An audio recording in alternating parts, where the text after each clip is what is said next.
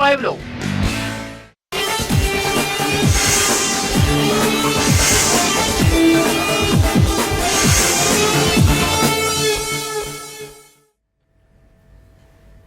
Hi viewers, good morning.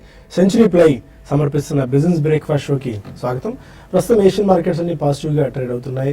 SGX Nifty కూడా almost ఒక 15 points ప్లస్లో ట్రేడ్ అవుతుంది. దీన్ని బట్టి మన మార్కెట్స్ కూడా వాళ్ళ కొద్దిగా గ్యాప్ అప్లో ఓపెన్ అయ్యే సంకేతాలు, పాజిటివ్గా ఓపెన్ అయ్యే సంకేతాలు చాలా స్పష్టంగా మనకు కనిపిస్తున్నాయి. నిన్న మేజర్ న్యూస్ మనం చూసాం. Reserve bank of India credit policy నుంచి మోస్ట్ ఆఫ్ ది మార్కెట్స్ అన్ని చాలా కీన్గా వెయిట్ చేస్తూ వస్తున్నాయి. ఎందుకంటే రిజర్వ్ బ్యాంక్ ఆఫ్ ఇండియా కనీసం 25 బేసిస్ పాయింట్స్ కట్ అన్న చేస్తుందా లేదా అన్న ఒక అంచనాలు, ఊహల మధ్య నిన్న వరకు మనం వెయిట్ చేసాం. అయితే అందరి అంచనాలను తారుమారు చేస్తూ reserve bank of India status quo అంటే యథాతథ స్థితిని కొనసాగిస్తూ ఒక కీలకమైన నిర్ణయం తీసుకుంది. దాంతో ఇమీడియట్ నీజర్ రియాక్షన్ ఒకటి మార్కెట్స్లో నిన్న రావడం చూసాం. 2:30 తర్వాత ఆర్బీఐ క్రెడిట్ పాలసీ ఇలాంటి చేంజెస్ లేదని తెలిసిన వెంటనే 35 to 40 పాయింట్స్ మేర నిఫ్టీ క్రాక్ అయినప్పటికీ మళ్ళీ ఇమీడియట్గా రీబౌండ్ అయిందని చెప్పుకోవాలి. చాలా ఫ్లాట్గా నిన్న మనం క్లోజ్ అవ్వడం చూస్తున్నాం సెన్సెక్స్ అండ్ నిఫ్టీ మేజర్గా. అయితే ఒక కొన్ని కీలకమైన points reserve bank of India చెప్తుంది ఏంటంటే తమ రేట్స్ని రెపో రేట్స్ అని చెప్పుకునే కీ లెండింగ్ రేట్స్ని 6.25కి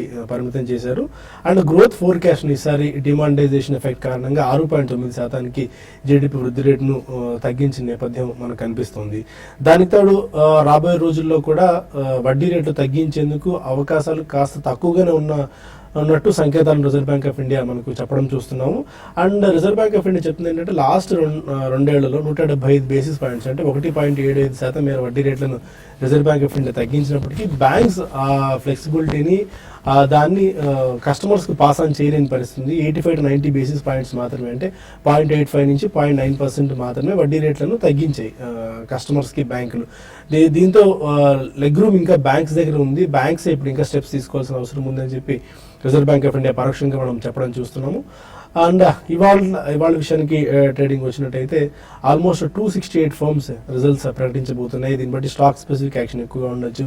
ఇండెక్స్లో పెద్దగా మనకు మొమెంట్ ఉన్నా లేకపోయినప్పటికీ స్టాక్స్ ఆధారంగా మనకు చూడాలి. ఇవాళ మేజర్గా మనకి బాటా ఇండియా ఒకటి, Aurobindo pharma, SAIL, BPCL, power grid లాంటి కౌంటర్స్ కీలకమైన Q3 నెంబర్స్ను అనౌన్స్ చేయబోతున్నాయి. మొత్తానికైతే నిన్న టెక్నికల్ పరంగా ఒకసారి చూసుకున్నట్టయితే నిన్న కీలకంగా reserve bank of India major news ఇచ్చినప్పటికీ నీజర్ రియాక్షన్ ఉన్నా మళ్ళీ చాలా షార్ప్గా రీబౌండ్ అయింది. దీన్ని బట్టి ఒక స్ట్రెంగ్త్, అండర్లైన్ స్ట్రెంగ్త్ మార్కెట్స్లో ఉంది అని మనం అర్థం చేసుకోవచ్చు.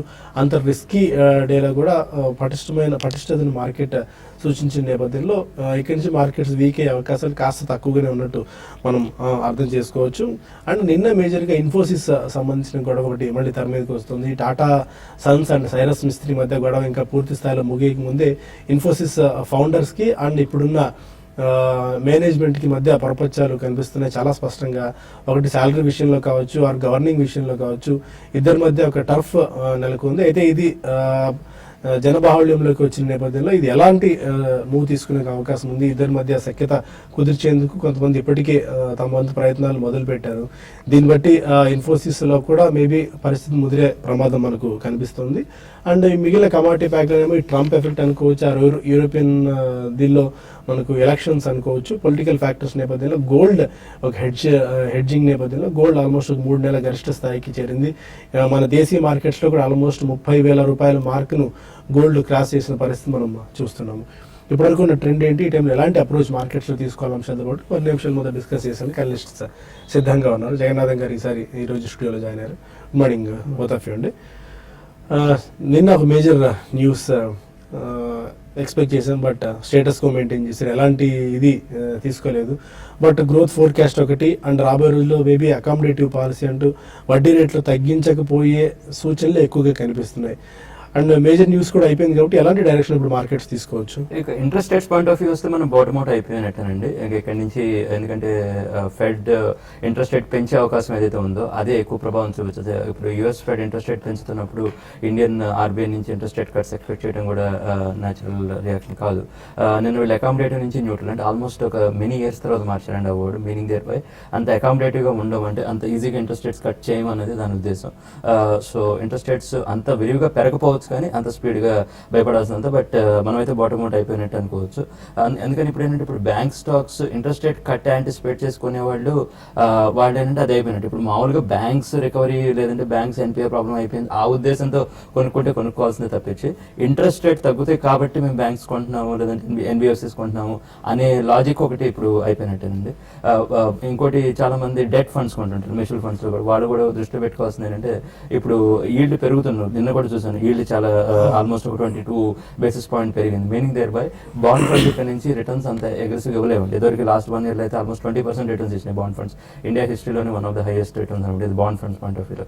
ఇప్పుడు ఈ రిటర్న్స్ ఇక రాకపోవచ్చు అట్లీస్ట్ లాస్ట్ టైం వచ్చినట్టు. సో వాళ్ళు కూడా కొద్దిగా దృష్టిలో జాగ్రత్తగా ఉండాలి. ఎందుకంటే బ్యాలెన్స్డ్ ఫండ్స్ ప్రాబ్లం ఉండదు. ఎందుకంటే దాంట్లో ఈక్విటీ ఉంటుంది, డెట్ ఉంటుంది కాబట్టి ఏంటంటే బ్యాలెన్స్డ్ ఫండ్స్ అయిపోతాయి. కానీ కోర్ డెట్ ఫండ్స్ ఉన్న పోర్ట్ఫోలియో వాళ్ళు కొద్దిగా వాటిని కొద్దిగా తగ్గించడం లేదంటే వాటిని ఒక రౌండ్ సెల్ ఆఫ్ చేయడం పెట్టడం నా ఉద్దేశం. Okay.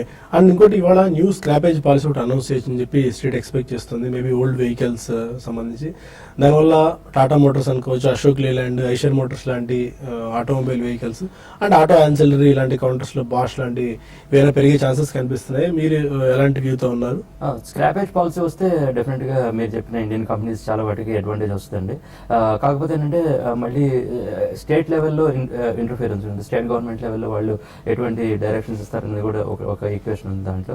So Mahindra and Mahindra కూడా ఒకటి చాలా రోజుల నుంచి స్లగ్గిష్గా ఉంది. సో అది కూడా కొద్దిగా లైమ్ లైట్లోకి రావచ్చు. బట్ ఆ మొత్తం లార్జ్ 4-wheeler ప్యాక్లో మాది టాప్ పిక్ అండి at this moment. Okay Shashi గారు, మీ వ్యూ ఎలా ఉంది? నిన్న bank Nifty or reserve bank of India credit policy announce చేసిన వెంటనే షార్ప్ రియాక్షన్ మనం చూసాం, బట్ చాలా స్ట్రాంగ్గా రీబౌండ్ అయింది. ఈ స్ట్రెంగ్త్ దేన్ని సంకేతంగా మనం భావించవచ్చు? అంటే సంకేతం అంటే ఒకటేనండి, మార్కెట్లో షార్ట్స్ ఇంకా ఉన్నాయనే అది ఫస్ట్ సంకేతంగా చెప్పొచ్చు. ఎందుకంటే క్రెడిట్ పాలసీలో రెపో రేటు మనకి చూసాం అన్చేంజ్డ్. అందరూ ఎక్స్పెక్ట్ చేసింది మెజారిటీ మనం చూస్తే 25 బేసిస్ పాయింట్స్ తగ్గించే అవకాశాలు ఉన్నాయనుకున్నారు. ఈవెన్ కొంతమంది అయితే ఈవెన్ 50 బేసిస్ పాయింట్స్ కూడా తగ్గించవచ్చు అనుకున్నాం. అయితే దానికి మనకి ఆ రెండు కూడా తప్పని స్టేటస్ కో మెయింటైన్ చేయడం మన ఇమీడియట్గా బ్యాంక్ నిఫ్టీ ఒక 200 పాయింట్స్ దాకా కరెక్ట్ అయింది. అయితే మళ్ళీ మార్కెట్లో మళ్ళీ లో నుంచి బాగా రికవర్ అయింది. ఎక్కువగా షార్ట్స్ అనేది అటు నిఫ్టీలోను bank Nifty futures even stock ఫ్యూచర్స్లో ఉండడం వల్ల ఏదంటే మనకి ఈ విధమైన ట్రెండ్ ఉంది.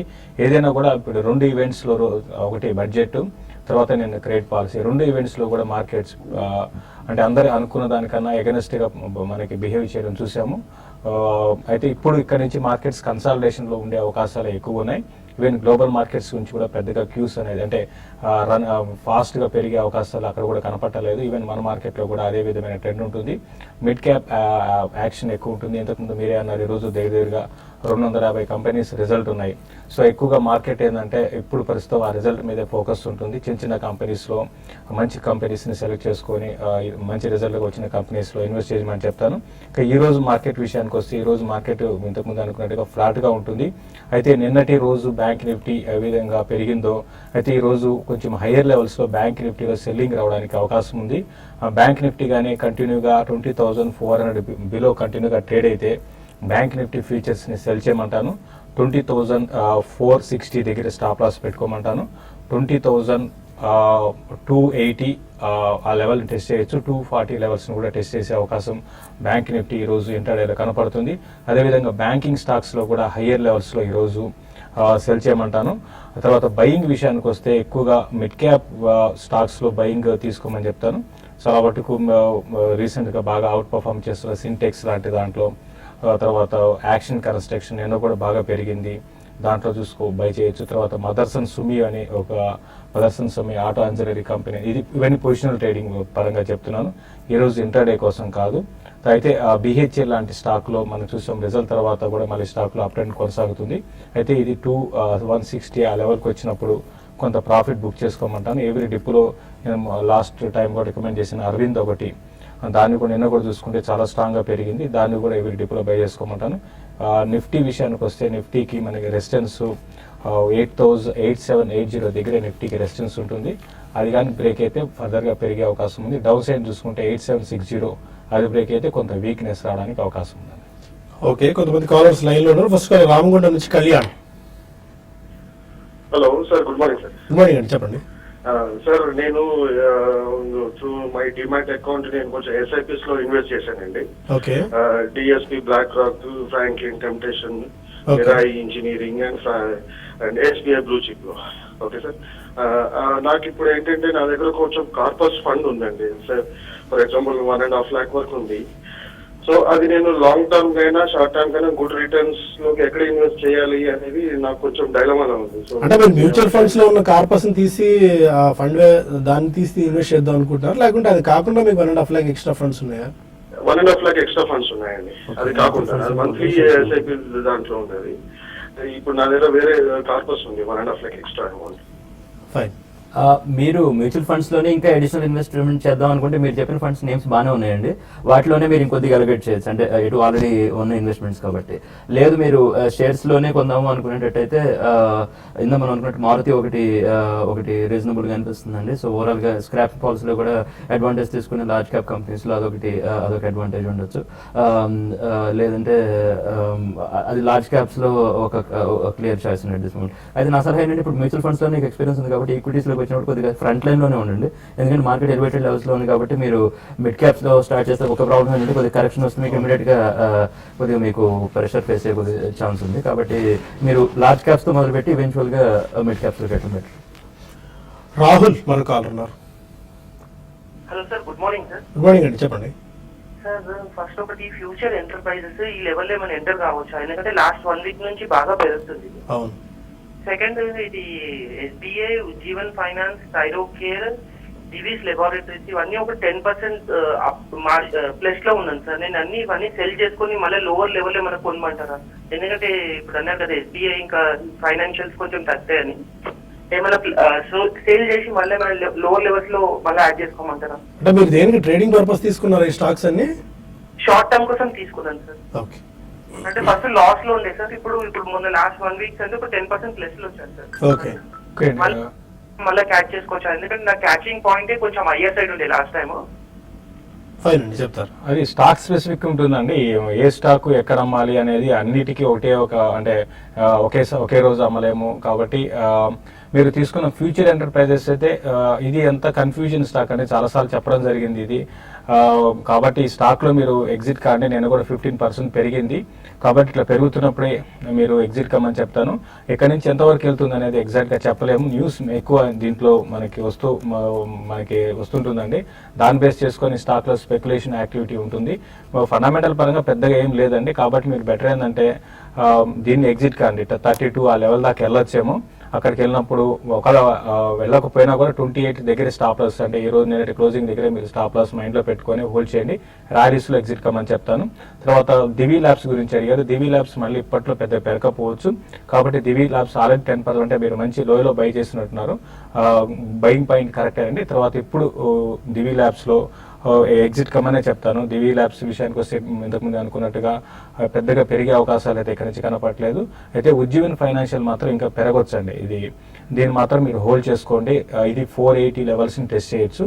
కాబట్టి మీ ఉన్న వాటిలో ఉజ్జీవన్ ఫైనాన్షియల్ ప్రస్తుతం ప్రాఫిట్ని రన్ చేయమని చెప్తాను. ఓకే. ఇంకా మరిన్ని కాల్స్ అండ్ ఈమెయిల్స్ తీసుకునే ముందు బిజినెస్ బ్రేక్ఫాస్ట్ షో చిన్న బ్రేక్ తీసుకుందాం.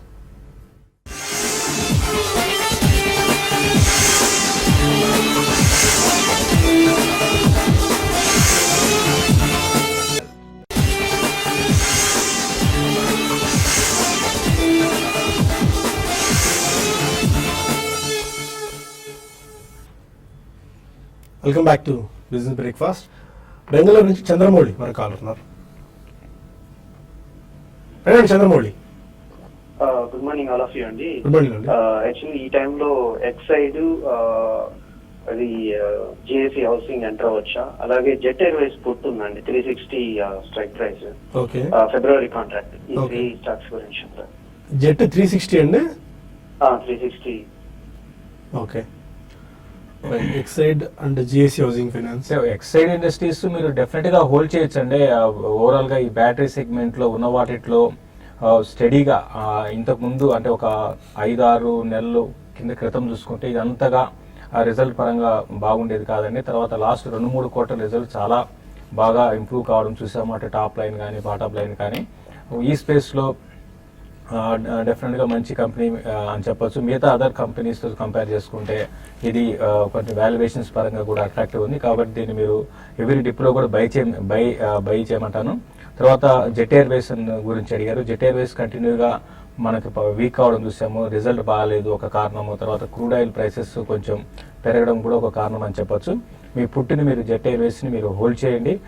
అయితే 360 దగ్గర దీనికి సపోర్ట్ ఉందండి.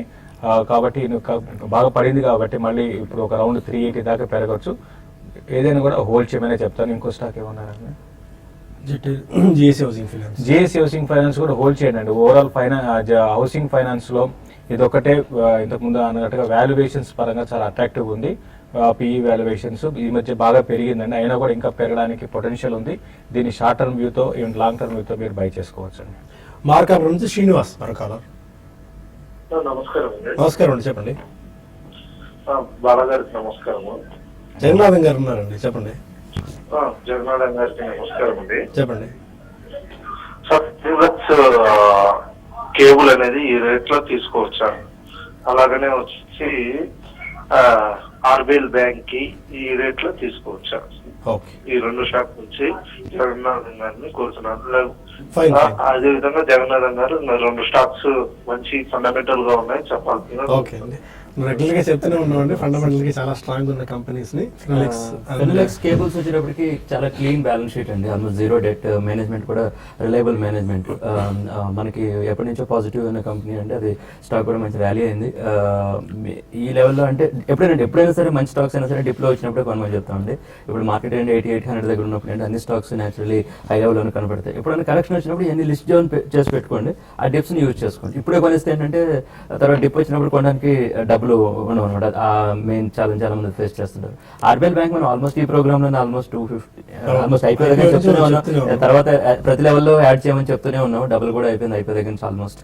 సో డిప్స్ వచ్చినప్పుడు కొనండి, మంచి బ్యాంకు, పెద్ద ఎన్పిఎస్ గురించి పెద్ద ప్రాబ్లం ఉన్న కంపెనీ ఏం కాదు. ఉద్యోగం కూడా మనం ఎప్పటి నుంచో చెప్తూనే ఉన్నాం ప్రోగ్రామ్ లో, అది కూడా డిప్స్ ఉన్నప్పుడు యాడ్ చేసుకునే ప్రయత్నం చేయండి. తర్వాత మనం సో మంచి ప్రోగ్రామ్ లో చెప్తూనే ఉన్నామండి. సో వాటిలో స్టాక్స్ మీ సెక్టర్స్ ఇంట్రెస్ట్ ఉన్న బట్టి దాన్ని యాడ్ చేసుకుంటూ వెళ్ళండి. సో అపార్ ఇండస్ట్రీస్ కూడా చెప్పామండి, అది కూడా టిప్స్ వచ్చినప్పుడు కొనే ప్రయత్నించండి. కొన్ని మెయిల్స్ తీసుకుందాం. సునీత అడుగుతున్నారు, Sequent Scientific or Strides Shasun, ఈ 2 స్టాక్స్ లో లాంగ్ టర్మ్ కి ఏది బెట్ చేసుకోవచ్చు? Strides Shasun or Sequent Scientific? Strides Shasun వచ్చేటప్పటికి ఏంటంటే ఈ మధ్య మర్జర్ అయిన కంపెనీ అండి. సో ఇదివరకు ఏంటంటే శాసన్, సో ఆ మర్జర్ అయిన తర్వాత ఏంటంటే వాళ్ళ రెండిట్ల క్యాష్ ఫ్లో ఒకటి అడ్వాంటేజ్ వస్తుందండి. కాకపోతే ఏంటంటే ఆ స్పెషల్ డివిడెండ్ అది అనౌన్స్ చేసినప్పుడు అది స్టాక్ అది బాగా పెరిగింది.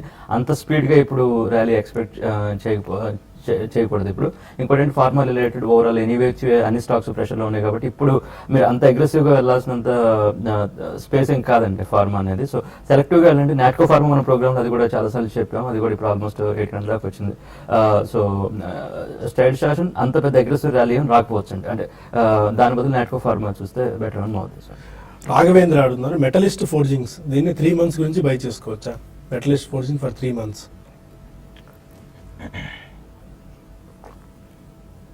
అంటే మెటలిస్ట్ ఫోర్జింగ్ 3 months కోసము అంటే కొంచెము డౌట్ అంటే అంత స్ట్రాంగ్గా ఉండకపోవచ్చు అనిపిస్తుంది. అంటే చూస్తే ఈ స్టాక్ బాగా వీక్గా ఉంది కాబట్టి నా ఉద్దేశం ప్రకారం మీరు దీన్ని వద్దండి, ఇది చాలా వీక్ ఉంది. ఈవెన్ ఈ లెవెల్స్ నుంచి కూడా మార్కెట్లో ఒక చిన్న డిప్ వస్తే ఇంకా కరెక్ట్ అయ్యే అవకాశాలు కనపడుతున్నాయి. కొంచెం హై నుంచి కరెక్ట్ అయింది కదా, ఈ లెవెల్ ఆగొచ్చేమని మీరు బై చేయకండి. వీక్గా ఉంది, చాలా వీక్గా ఉందని వద్దని చెప్తాను.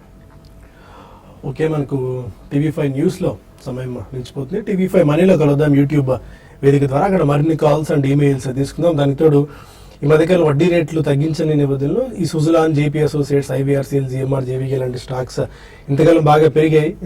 ఇప్పుడు ఈ స్టాక్స్ పరిస్థితి ఏంటన్న వివరాలు బ్రేక్ తీసుకుని TV5 మనీలో తెలుసుకుందాం. Stay with us.